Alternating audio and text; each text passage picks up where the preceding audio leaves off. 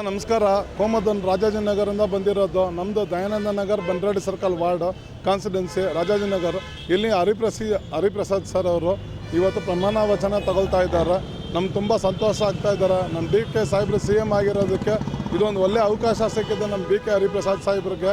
Next ಇನ್ನಿನ ಮುಂದಕ್ಕೆ ಎಲ್ಲ ಹೆಚ್ಚು ಮಟ್ಟಕ್ಕೆ ನಮ್ಮ ಕಾಂಗ್ರೆಸ್ ಮುಖಂಡರೆಲ್ಲ ಬಂದು ಈ GBA ಆಸ್ಪಿರೆಂಟ್ ಆಗಿ ಒಳ್ಳೆ ಕೆಲಸ ಮಾಡಿ ಕಾಂಗ್ರೆಸ್ನ ಮುಂದೆ ತಗೊಂಡು ಬರಬೇಕಂತ ನನ್ನ ಕೋರಿಕೆಗಳು ಮಾಡಿಕೊಂಡು ನಾನು ಹೇಳ್ತಾ ಇದ್ದೀನಿ ಸರ್.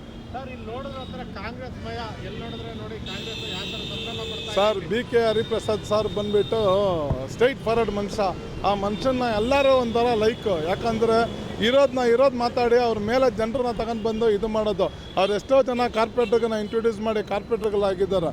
ಅದು ಮರೆಯೋಕ್ಕಾಗೋದಿಲ್ಲ ಸರ್. ಪ್ರತಿಯೊಬ್ಬರು ಗೊತ್ತು ಹರಿಪ್ರಸಾದ್ ಸಾಹೇಬ್ರ ಬಗ್ಗೆ.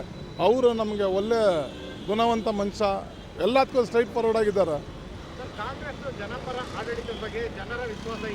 ಸರ್. ಜನರು ಫುಲ್ ಖುಷಿಯಾಗಿ ಬರ್ತಾರೆ. GBA ಎಲೆಕ್ಷನ್ನು ಬರ್ತಾ ಇದೆಯಲ್ವಾ ನೋಡಿ. ಕಾಂಗ್ರೆಸ್ ಬಂದು ಹಳೇದು ಸರ್. ಎಲ್ಲರೂ ಅದರಿಂದನೇ ಹುಟ್ಟು ಬೆಳೆದಿರೋದು.